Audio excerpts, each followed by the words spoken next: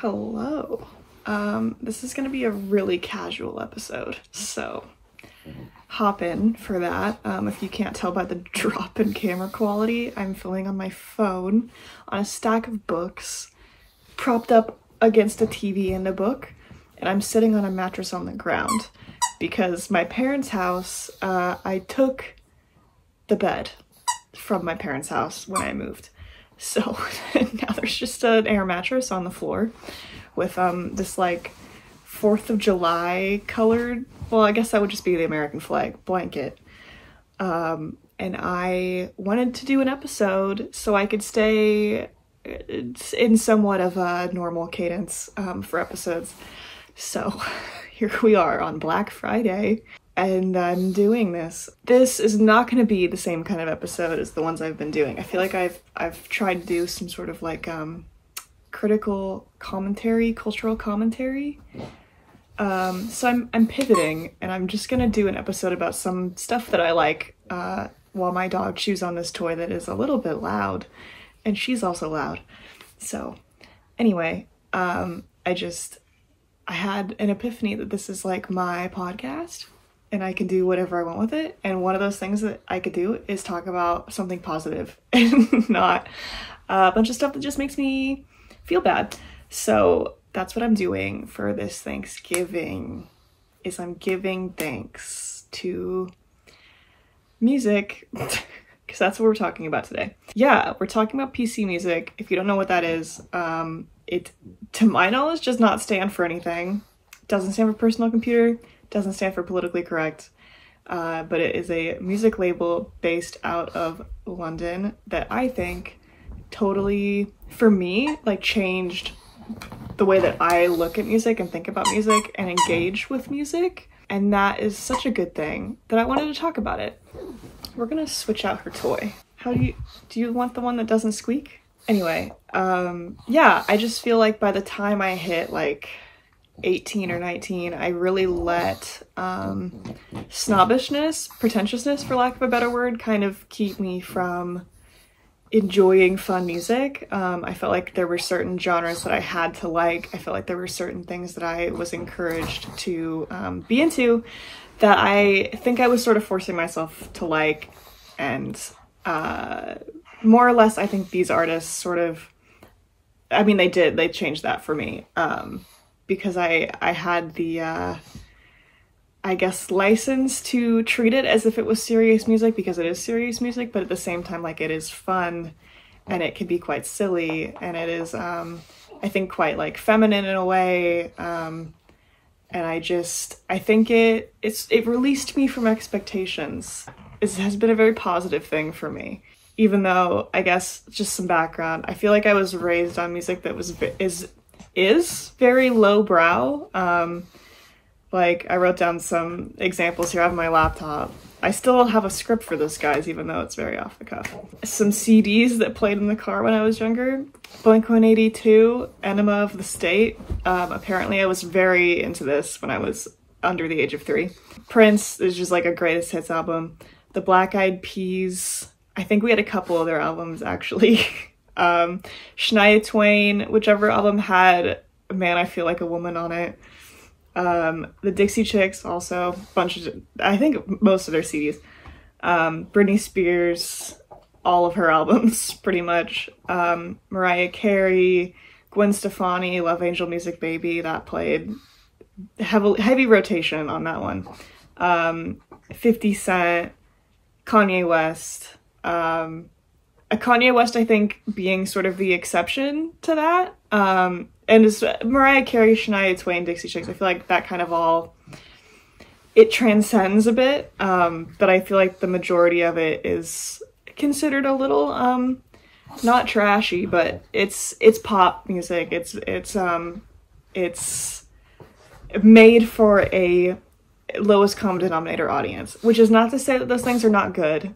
Like, Britney Spears is good, you know, Gwen Stefani, I think, is very good. But at the end of the day, like, it's not music that I think was challenging me in any way. Not that I needed to be challenged at the age of, like, 5. But, you know, I don't think I was primed to have taste. And that is not like a dig on my parents or any of the artists at all, but I loved music. Like, I knew that I loved music even from, you know, being a kid in a car seat, you know, in the back of a Toyota Corolla, but I also just listened to whatever was in front of me, because I saw value in all of it, which I think I do to some degree, but I'm much more critical now, I guess. And I did eventually, you know, start developing my own music taste. I think it still leaned very pop, and like I didn't have access to like knowing where you would find music that wasn't on the radio, right? Like, this was before I didn't have an iPad. I didn't have an iPod Touch till I was in middle school. So if I was finding music, it was all through the radio. So the first album that I ever asked to be taken to the store to buy was Rihanna, A Girl Like Me. I think it's her sophomore album. And the first one I ever bought of my own accord with like just change money that my parents gave me was Avril Lavigne, The Best Damn Thing. So I feel like, you know, my taste still leaned very pop, even if it had a bit of maybe like an edge to it, I guess. Like, you know, Rihanna and Avril Lavigne definitely have like they're not like typical pop stars, I guess. There's sort of well, I think with Rihanna there's sort of an art there, right? Avril Lavigne, not that she's not good, but it's also it's not great, you know? But it was still basically just stuff I'd heard on the radio, you know, or like maybe found like YouTube videos of and was like, this is good. This is something I as a preteen girl can listen to. And then when I got to middle school, I feel like I was still very into pop. Like, I loved Lady Gaga. I was obsessed with Lady Gaga. Let me make that clear. I was obsessed with Lady Gaga. I also really liked Kesha. I liked Katy Perry. You know, that wave of big pop stars and like big like club hits was like what I was very into, and that lasted for, you know, like 2-ish years. But at the same time, I feel like I was still kind of trying to expand, I guess, what I was listening to. Like, you know, it sort of started to occur to me that there were different kinds of music, and, you know, like my dad listened to other stuff, and my friends listened to other stuff, and I was like, well, I don't really feel like I like classic rock. I don't really know if I like rock generally at that age. Like, I knew that my dad listened to like Aerosmith maybe and like Guns N' Roses and stuff, and I was like, well, I don't connect with that. That doesn't feel good. I didn't like country. I knew I didn't like that, with like, you know, maybe exceptions for like the girly stuff. And I just think I started to use the iTunes like store, you know, you used to be able to just click on it and get like a little taste of the song. Like, it would play like a 30-second snippet, and I would just use that all day. Like, I would get home from school in middle school, and I would get on, at this point I did have an iPad, and I would use the iPad, and I would just use the iTunes app store thing and just listen to snippets of songs for like hours and hours and hours. And I think I just found the alternative chart, and I was like, maybe this is the one for me, because I was connecting with that at that point like more than I was connecting with pop, aside from like Lady Gaga. And that sort of lasted until I was about 16.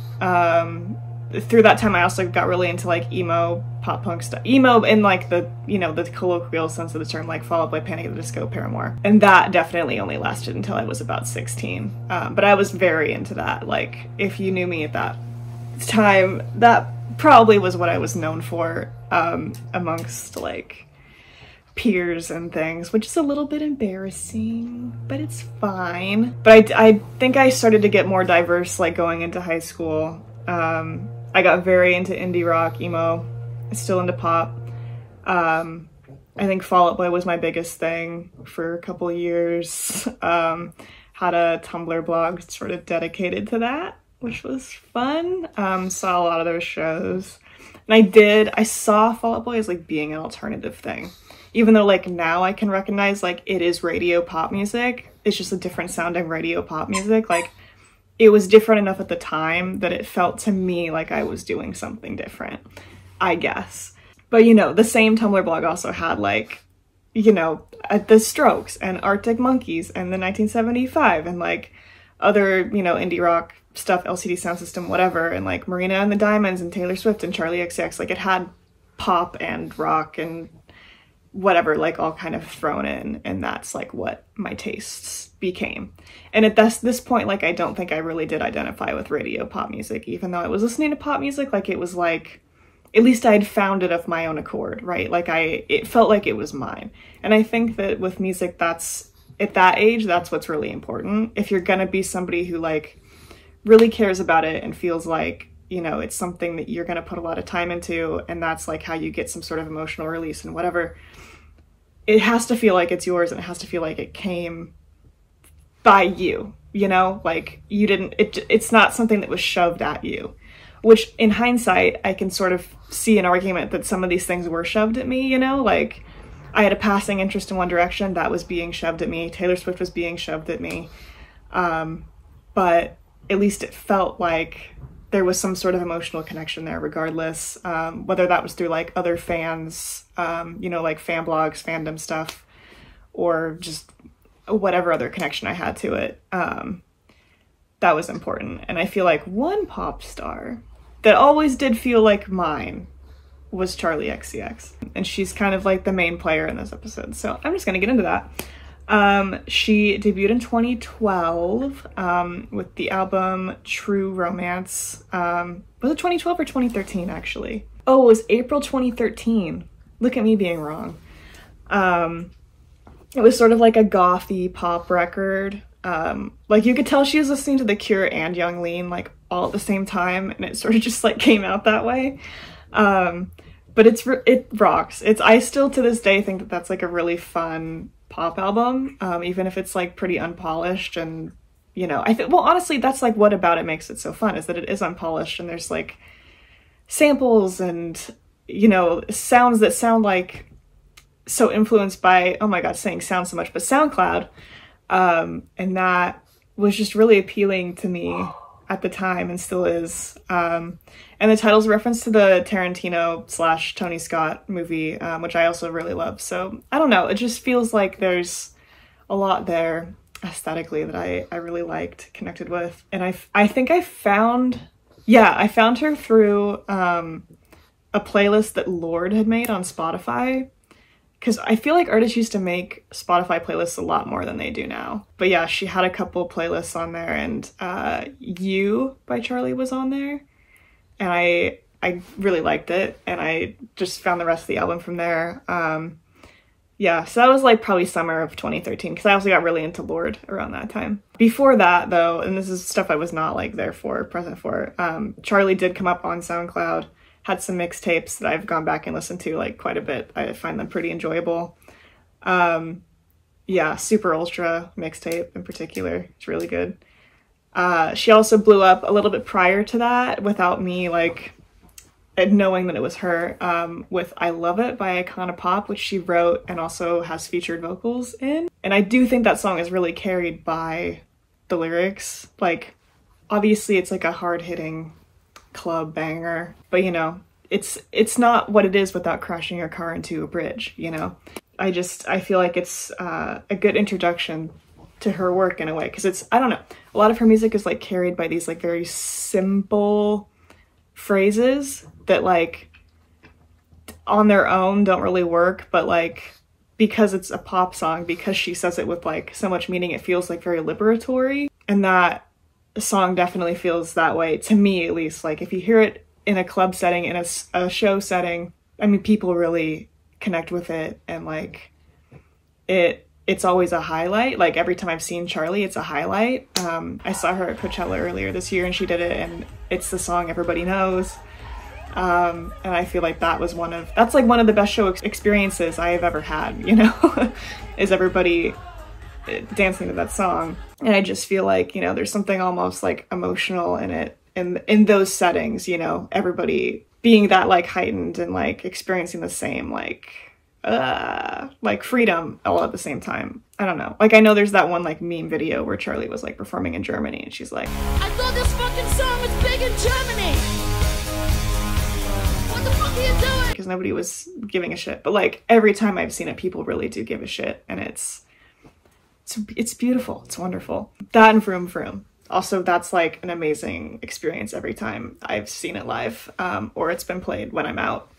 It's great songs, bangers only. Anyway, that song got super popular because of Girls on HBO, the Lena Dunham show. I love that show. That song played in a scene where her and Elijah go to a club, clearly. And it really took off after that, even though it had been out for like about a year. So that was like early 2013. And I actually remember my mom showing me this song after that episode aired. So thanks, Tina. Anyway, after that, Charlie did kind of become a bit of a songwriter in terms of like pop industrial songwriting. She's written Senorita for Shawn Mendes and Camila Cabello, Same Old Love for Selena Gomez. I guess she wrote a Madison Beer track. I feel like there's something I'm leaving out, but anyway, I don't really like any of those songs, but she wrote them. In addition to songwriting, she also began doing features for some hip-hop artists, most popular obviously being Fancy, Iggy Azalea, which, to be controversial, I really like. I actually really don't mind Iggy Azalea in general. Fancy goes crazy. And there's that one song, Work. No Money, No Family, 16, Living in the Middle of Miami is a very good song. She also did Drop That Kitty with Ty Dolla $ign, which is also a great song. It has Tinashe in it, 2 On, Get With It. Very fun song. She also did a Danny Brown feature around that time, which I kind of forgot about, but that's cool. Anyway, but she really blows up with Boom Clap, also in 2013, which unfortunately I think a lot of people still associate her with exclusively. Kind of like Carly Rae Jepsen, how like Carly Rae Jepsen is like more or less like the best pop star we have, but most people only know her for Call Me Maybe still. It's very unfortunate what we've done to these girls and their arts, but yeah, they're not one-hit wonders. Not to me. That's crazy. Boom Clap was released for the Fault in Our Stars movie, which I was very excited for. I was a big John Green fan. I've said this before on this podcast and elsewhere. So this was all around the same time that I was getting into Charlie. So that was like very cool. It was like, great, this like artist that I like is doing this song for this book/movie that I'm in love with. Yeah, it was a moment. Honestly, like 2014, like culturally was such a good time to be a teenager. Like YA was huge. Like teen pop, I feel like was really back. Like you had One Direction, like Charlie was doing sort of a teen pop thing. Taylor was big. I don't know. Ariana Grande, I feel like she was making music for the little girls and it was great.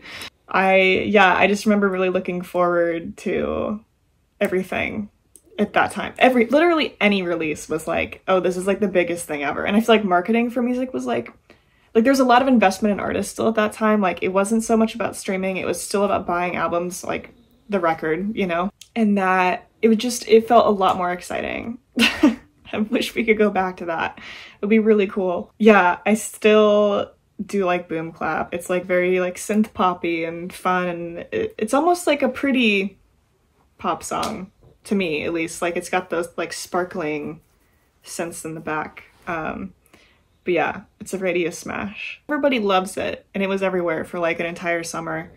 I feel like anytime I've seen it come on in public in the past like couple years, like everybody's like, oh, like I loved this song.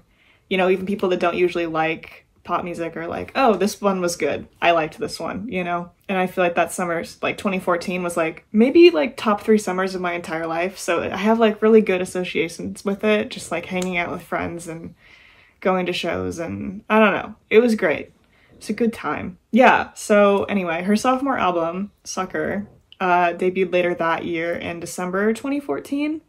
And I really looked forward to that as well. Like I loved all the singles, but I was a little disappointed by the full record at the time, even though I think I can appreciate it a bit more now. I do listen to it the least of all of her releases, but it's like not a bad album. And I think that's like a fairly common opinion among Charlie fans. Like it's fine, but it's not like what people I think like her for now. It definitely feels immature compared to her other records. It's like very heavy on like the schoolgirl high school aesthetic, and like verbal and actually visual imagery of like the record cover and the videos.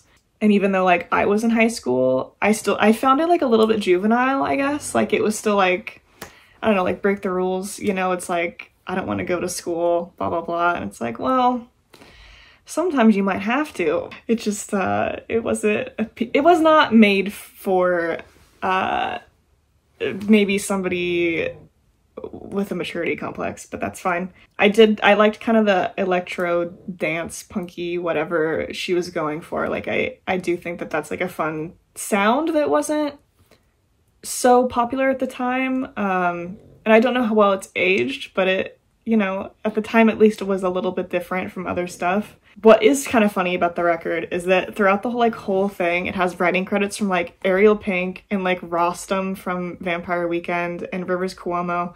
And like you can definitely hear it in like their respective songs. I don't know, it's just funny to imagine a bunch of like weird like early millennial / Gen X guys in a room with Charlie like making pop songs for teenage girls. It's really cool that happened. Anyway, that album did put her in limbo for a while with her label, by my understanding. And this is like hard for people to really get a grasp on because I don't think she really likes to talk about it. But I don't think it was really for lack of success because the album did do well, the singles did well. But Charlie did want to move in a different direction from Sucker, and I think the label may have wanted more of that, unfortunately. And this is just my outsider's perspective on it, because after that, like in 2014, 2015, Charlie began working with Sophie, who sounds nothing like Boom Clap. And at the time, this would have been for Charlie's third album. So to, I guess, introduce Sophie, she was an experimental pop producer. She was known primarily for her associations with PC music at the time, which I'll get into, and some work on like big pop artist records. Like she did Bitch I'm Madonna from that Madonna record that didn't do super well. And allegedly Lady Gaga, she was working on what eventually became, I guess it would have had to have been Chromatica, but the Sophie stuff got taken off. But she was really not known for her work like beyond that. Later on she would do like Let's See Grandma and Shy Girl and like some more like underground like indie pop dance artists. You had to be in the know to know who she was. And being in the know in this case would be like knowing what PC music is. To explain what that is, this is a really like, this is a me explaining things episode. Sorry if it's like not funny, I'm talking about this and I take it very seriously. It's a label and a collective, which a label gives it legitimacy. Like yes, they're printing records, they are releasing things, there's a marketing team, it's a label. But it's also a collective of artists that are like working with each other in a way that a label usually would not facilitate. It was originated by the primary producer on the label, A.G. Cook, right after he graduated from Goldsmiths in London, because he saw himself as kind of an A&R guy at the time, in addition to producing, but he wanted to do it himself and like away from like big label pressures. He stated at the time that the point of the label was to record people who don't normally make music and treat them as if they're a major label artist. That being said, the music does feel very polished and very pop, maybe hyper pop, if you will. Some artists from the label from the beginning include Hannah Diamond. She's probably the most like palatable pop artist on there. And it's still like very, you know, pitched vocals and like very glossy and sort of reminds me of like a ringtone from 2007. It's just very bubblegum. Girlfriend of the Year, shortened to GFOTY, who is more sort of experimental, concept driven and very satirical. And Cutie, which was a one-song project by Cook, Sophie, and an artist who now goes by Hyde, I believe is how you pronounce it, which was like very like electronic pop with like Sophie production. And it sort of told a story, quote unquote, of like selling this soda, this pop artist that existed to sell a soda. Yeah, it's like it's very like abstract and like tongue in cheek and like, this is what pop music is, right? Like, you want me to make pop music? And it's like very in your face and like about the, you know, the highly retouched photos and the, you know, highly sexualized outfits and looks, but it's not serious. Yeah, all these artists were given that like very highly glossy like single artwork, which seems to be piloted by Cook and Hannah Diamond. I know Hannah Diamond does a lot of the artwork, the photography specifically, and many artists on the label have like an intentionally short like shelf life. Like Cutie, for example, it was like one song, and you're sort of just there to explore that concept and then move on to the next thing, because it is sort of supposed to be this like highly commercialized like satire of what a label is like, right? So, you know, an artist comes, they go, and then we throw them out because they're not profitable anymore. Even though that's not necessarily what's going on with PC music. Yeah, everything has this like loud and like brash and like heavy hitting sound. Like everything is very abrasive and doesn't sound like it's pop dialed up to 20.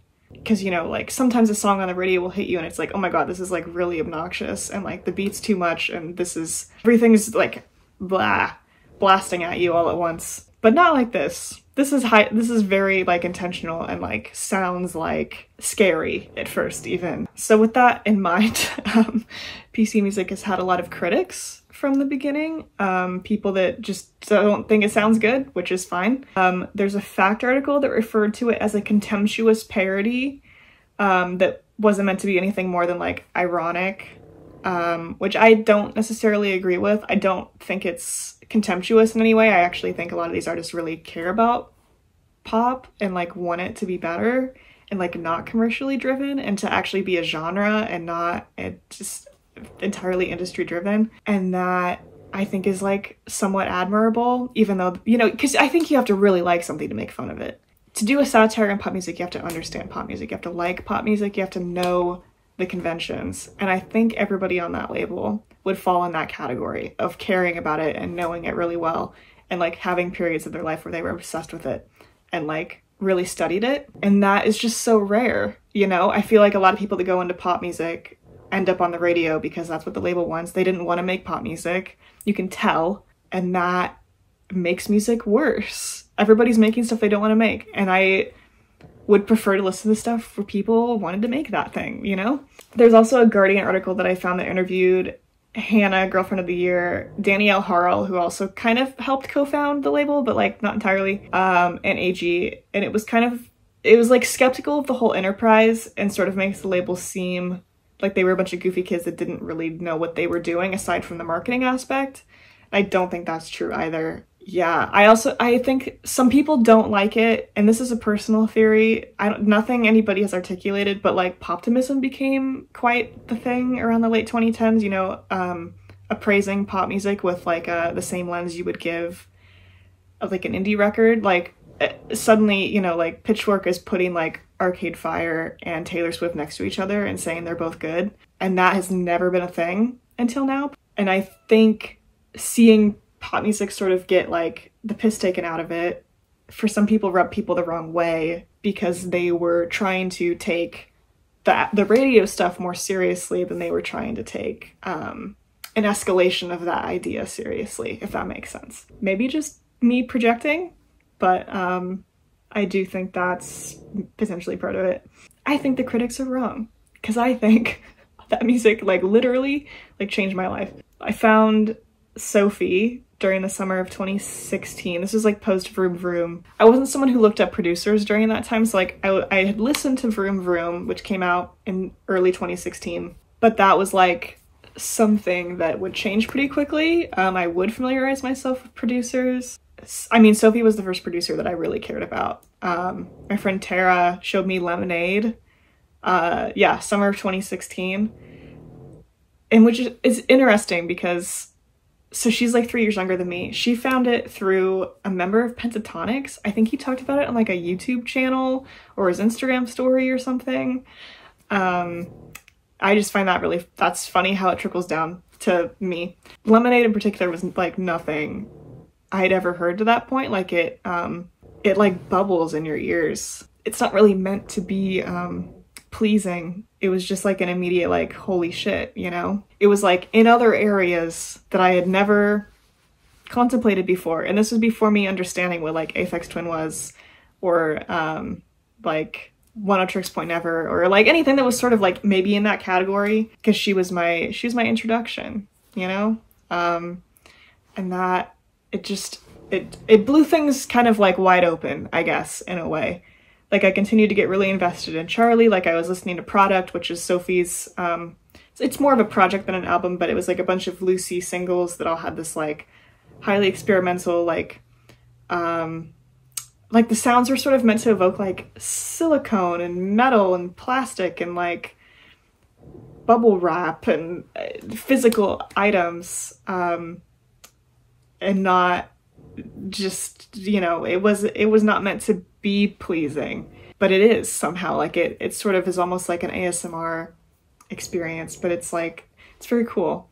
It was eventually released as an album with like an accompanying silicone toy, question mark. And it was a very fun project, but that really pushed me out of my boundaries of like thinking that serious music was rock music and indie music. Like that year previous, you know, 2015, 2016, I'd spent listening to like, I was getting into the Smiths and The Cure and Oasis and Weezer and like stuff that I had never gotten into just from like the 80s and 90s because my parents didn't really listen to it. And I was like trying to explore that and like give that a fair shake, but a lot of it I was not liking. Like I still to this day like don't like grunge.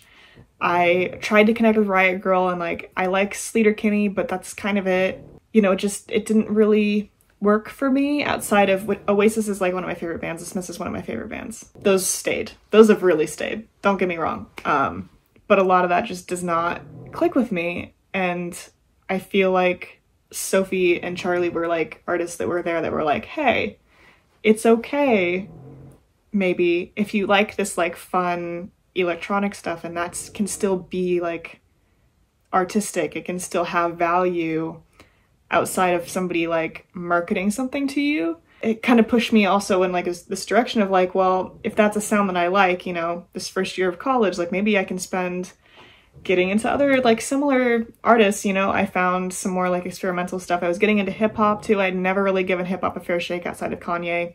I'll get into Kanye because I feel like he falls into this, but you know, I started listening to like Crystal Castles and I Am I, Who Am I, Björk, Death Grips, FKA Twigs. And I do feel, oh, I'll just get into Kanye now. I feel like I was really primed to like some of this stuff, including Sophie, including Charlie's more experimental stuff, because of Kanye.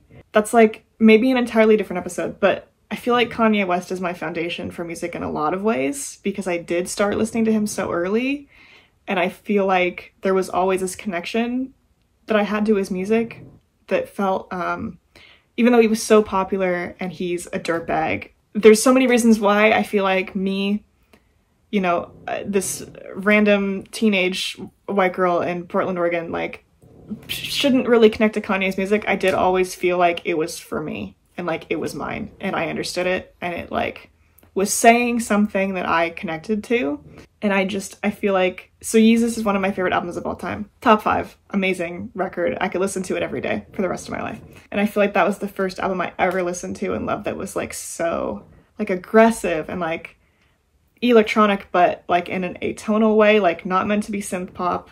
And it was like weird and scary and like really pushed me to listen to something that I was not comfortable with. And I think that that's a really important experience that everybody should have if you're gonna like take music seriously. And I don't think Yeezus is like a foundation to hyperpop in any way necessarily. Maybe some would argue differently. I don't know if that's necessarily something, it's not like a through line you can easily draw, but I just feel like that was a part of the journey for me, like getting into electronic music and other kinds of music. I love Kanye's music. We're all aware that he like sucks. Like I don't even need to say that, but like his music just isn't like anything else. There's so few artists are like able to be that, you know? Yeah, 2017. This is the year I get into like PC music sort of as a whole. I think my first song I really got into was Carrie Baby, which is also, I think the first song the label officially released that wasn't just like a random like SoundCloud thing. I really got into Lip Gloss Twins, which I believe is A.G. Cook and Danielle Harl, just under a different name. Easy Fun I really like. I still really like his remixes. He did Speed Drive for the Barbie soundtrack with Charlie, which is great. Liz I really like. When I Ruled the World is a great song. Even though I've heard she's like a little like right-wing now. Whatever. And I got really into Cutie and those just like loose singles that were fun and like not like anything I had ever heard, and really just pushed me, I guess. Yeah, it pushed me to like related stuff like Arca and like Cara Cara Bonito and stuff, and it was a great time for music exploration for me. Like it was kind of it was like I had sort of unlocked something. It was very cool. I guess, side note, it's not like music like this has never existed, because I realize now that I feel like I'm very familiar with, you know, the roots of it. Like it's sort of rooted in like Euro dance from like the late 90s and early 2000s, like Venga Boys and Aqua and Cascada. The song Around the World by, and I had to look this up, A Touch of Class, I think has a very like PC music coded chorus. Like just like the cadence of it is like very similar. And additionally, Charlie has said that both her and AG are inspired by Ed Banger Records, which had like Justice and Uffy and Sebastian on the label, which were also kind of popular around that time. That time being, well, I guess not this time. What am I saying? Like late 2000s, 2007 to like 2010, which is all stuff that I really like now. Even Eurodance, which is not very good, but it's like fun. And all that stuff, when you kind of put it together, that like, you know, higher brow like French disco dance music with you know, the trashiness, quote unquote, of Eurodance is that's PC music, baby. Sophie has also said, I just thought this was interesting, she was inspired by Outeker. I still can't pronounce the name of the artist, but also The Prodigy, you know, Firestarter, which is fun also. Like garagey stuff is also sort of PC music coded, I think. And I really like UK garage. I think it's fun. She said a lot of classical music has inspired her, as well as like radio pop and disco. She says she loved Kesha and the Spice Girls and all this like, you know, big pop artist music, which once again is what I really don't get when people like critique the label as being like pretentious or like uninterested in actual pop music, because like that is what it is. That's the backbone, that's the point of it. Like you really can't make it without knowing what the Spice Girls is. Loving something doesn't mean you can't see its flaws and like try to build on those flaws or make fun of the flaws.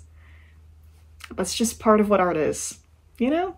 Something that it also kind of opened for me and like made me understand about what I did like about pop music when I was younger is that I feel like pop like removed from the bells and whistles of like marketing and label pressures and, you know, personas, like the sound of it and like the experience of listening to it can be really like freeing and exhilarating and like makes you want to like get up and go and like change your life. It's like it's energizing music, and a lot of the lyrics are meant to be inspirational. They're meant to be like applicable to different life situations. And yeah, I guess you could say that's like canned and you know, meant to be lowest common denominator, but I don't think it has to be that way. I think you can kind of take it and make it your own, and you know, that's why I think a lot of like LGBTQ people like relate to pop music. There's like this element to it that's like meant to sort of release you and free you, and because it's so widely applicable, you can read into it like whatever your life situation is and be like, oh well, you know, maybe I want to crash my car into a bridge and change my entire life, you know what I mean? Maybe I'm not articulating that very well, but that's, I think, what this music, PC music, is to me, like on like a wider level. Like it feels much more explicit in the messaging that like this is what it stands for, is like being free, like having fun, and like not getting bogged down in life, you know, realizing that things are special and fun and good.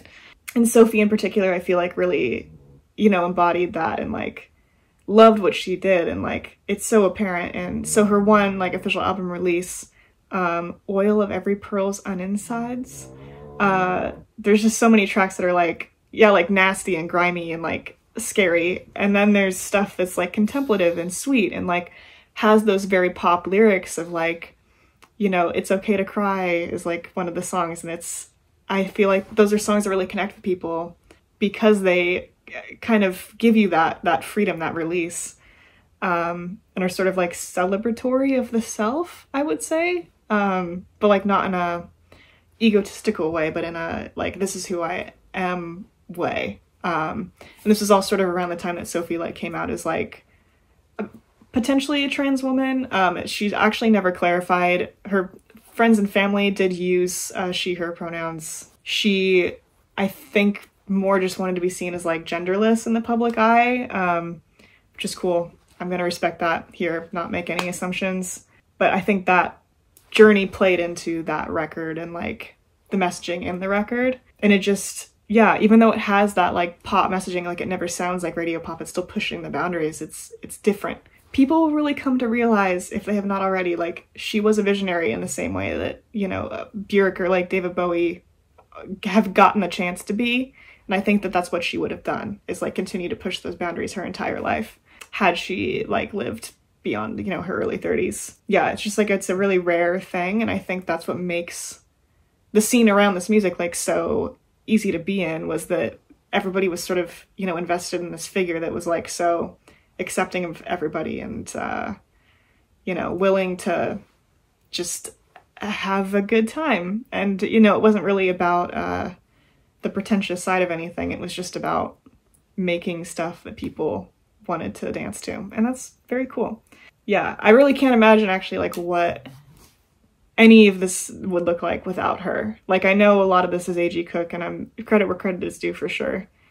But I think, for me at least, Sophie was the biggest player in getting me out of the rut of music that I think I may have been in had I not found this stuff. Anyway, before I get emotional, post-2018, PC music kind of starts to take a backseat to hyperpop as a genre, which is an offshoot, in my opinion, of PC music, which sometimes PC music gets called bubblegum bass, and I guess that's, like, a fair title.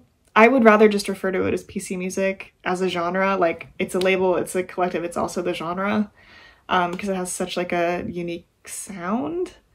You can't really put it in with hyperpop, I don't think. And I think hyperpop was more of an offshoot of Charlie's music specifically, in addition to, like, I have this all listed out because there's so many cores that I'm not super familiar with, but breakcore, nightcore, pop punk, internet meme music, industrial hip hop, and ska.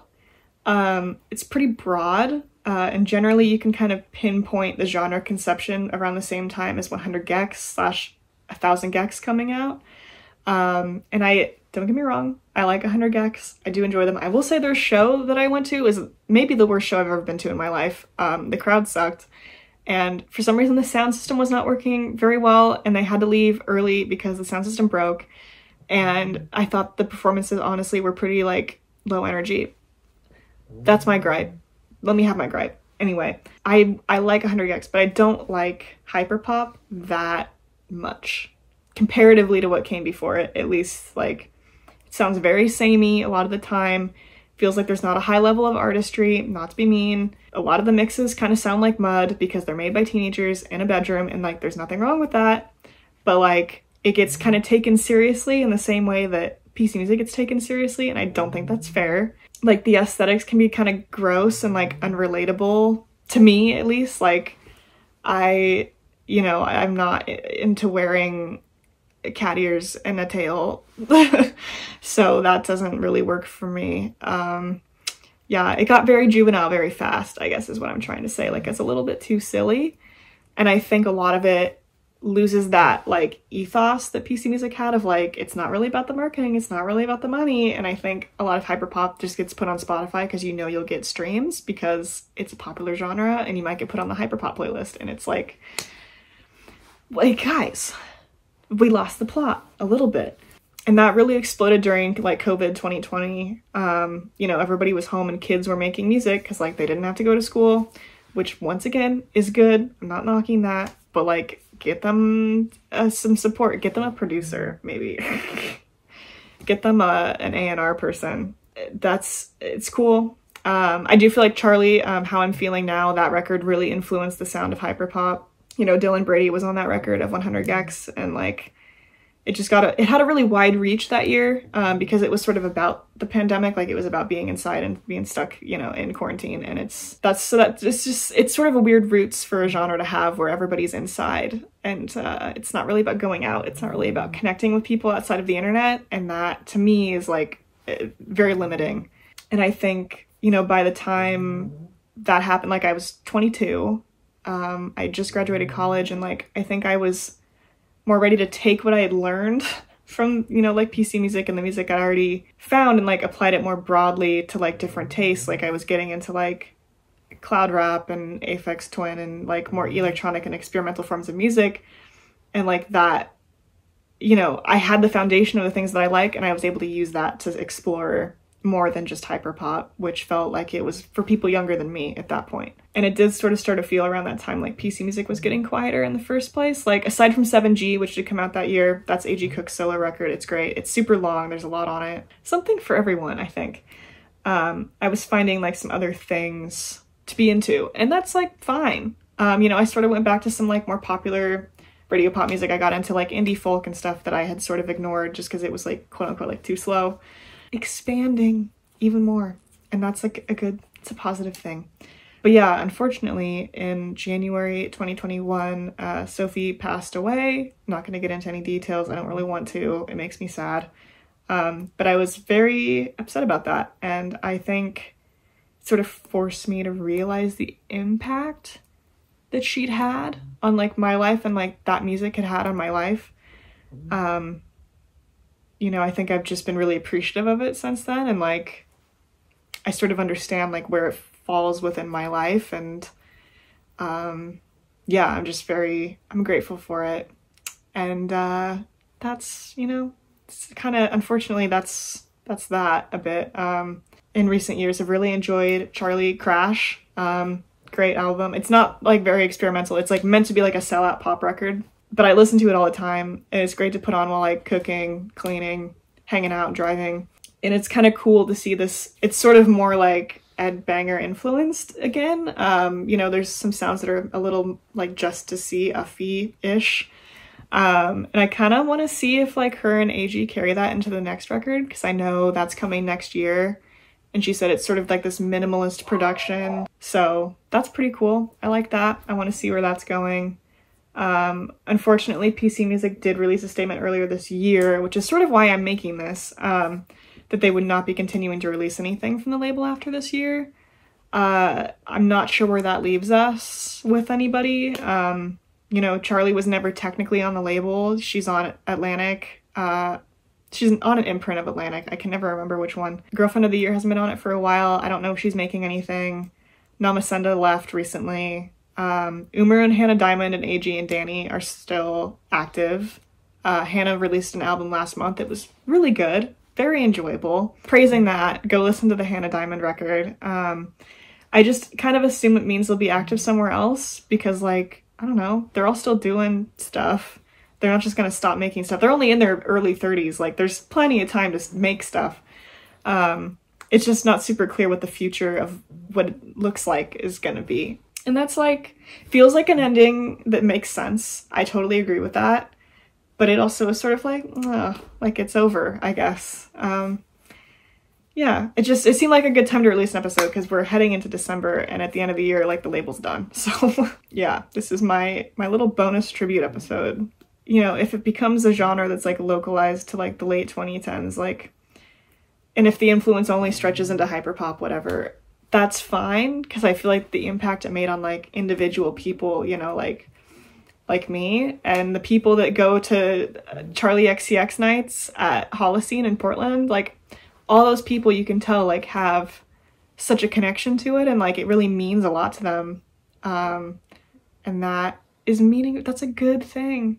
That's great. That makes me happy.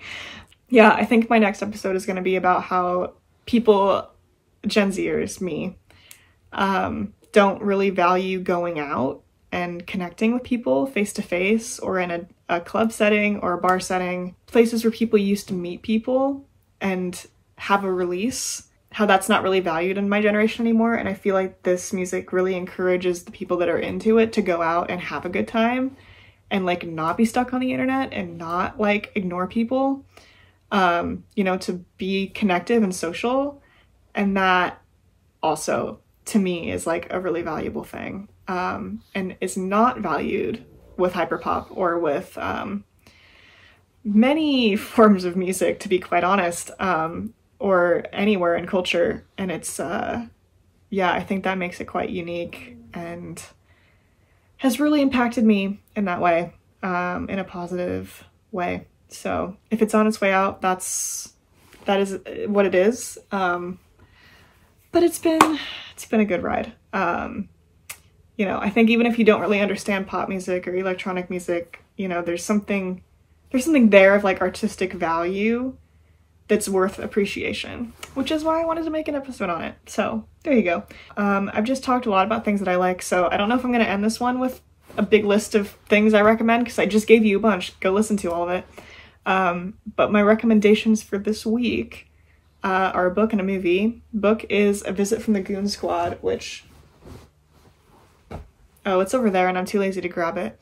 But I just started reading that. It's by Jennifer Egan. It gets highly recommended a lot as like a postmodern masterpiece of literature, and it's so far it's very good. I don't know if I would call it that, but I'm like 50 pages in and I'm really enjoying it. It's also about pop music, believe it or not, so it's sort of related to this. Yeah, if you are into, yeah, I guess satire of the pop music industry. Wow, that was really fitting. You should read that. That's a good one. Or I also just watched May December. It's the new Todd Haynes movie. He did Carol, for those uninitiated. He lives in Portland, so hometown boy. And yeah, May December has Natalie Portman and Julianne Moore in it.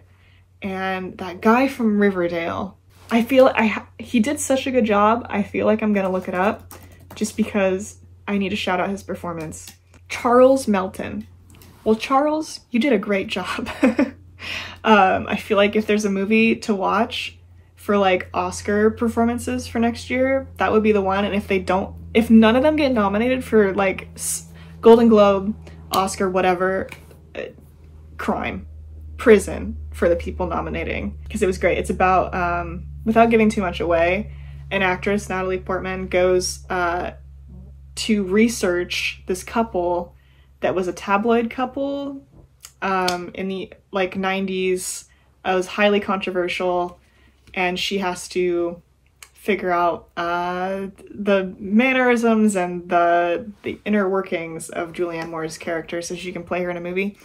It's very dark, but it's also very funny, really campy and like over the top, and I loved it. I thought it was great. So I would recommend that if it's playing near you. It's also going to be on Netflix later this month, I think. So yeah, those are my recommendations.